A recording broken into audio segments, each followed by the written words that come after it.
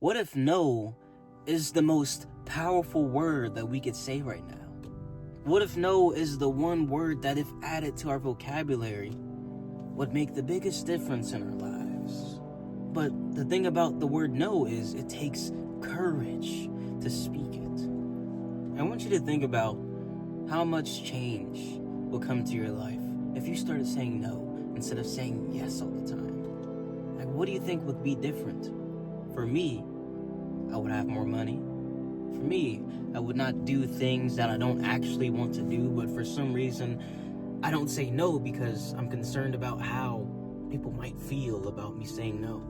But who cares, really? If you don't want to do it, then say no. If you want to break that habit, then say no. If you want to stop falling into the same sin that you're falling into, just say no. Can we at least start with the word no? Let's see what happens. If we say no to the thing that we don't want to do but we keep falling into, how might we react? If the mind and the body are always listening to the things we say and the things that we think, what if we started replying to these impulses with no? These requests with no? These habits with no? Don't you think that's a valuable way to start breaking a habit?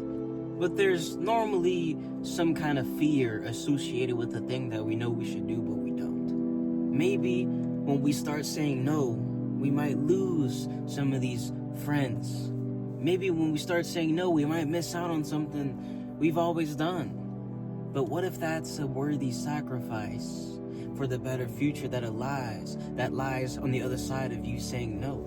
What if the people, places, or things that you might be afraid to lose as a result of saying no to, what if these things, if you lose them, aren't actually something that was supposed to be in your life in the first place? What if no is the shortcut to cut out the toxicity, to cut out the poison that really has no place in your life? What if no is the key to freeing yourself from these things that you don't really need, or these people that you don't really need to be around, or these things that you don't really need to do? What if the only reason you have these bad habits is because you hang out with certain people? Sometimes we have to allow some things to fall out of our lives, or to cut out certain things out of our lives to make room for things that are more valuable, or the things that are going to actually align with the kind of person you're trying to become.